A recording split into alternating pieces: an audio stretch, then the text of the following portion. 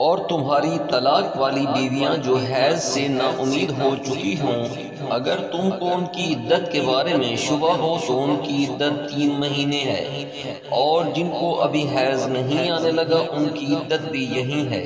اور حمل والی عورتوں کی عدت وضع حمل یعنی بچہ جننے تک ہے، اور جو اللہ سے ڈرے اللہ اس کے کام میں سہولت پیدا کر دے گا۔ یہ اللہ کا حکم ہے جو اس نے تم پر نازل کیا ہے،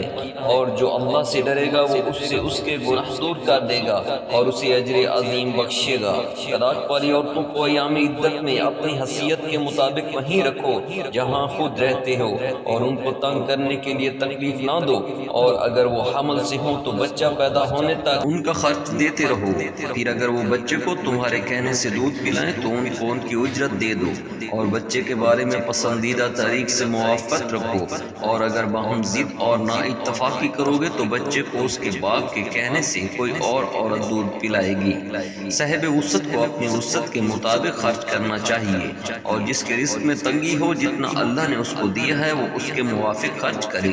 اللہ کسی کو زیر بار نہیں کرتا مگر اسی کے لحاظ سے جتنا اس کو دیا ہے، اور اللہ ان قریب تنگی کے بعد آسانی کر دے گا۔ اور بہت سی بستیوں کے رہنے والوں نے اپنے پروردگار اور ان کے پیغمبروں کے احکام سے سرکشی کی، ہم نے ان کو سخت حساب میں پکڑ لیا اور ان پر ایسا عذاب نازل کیا جو نہ دیکھا تھا نہ سنا تھا۔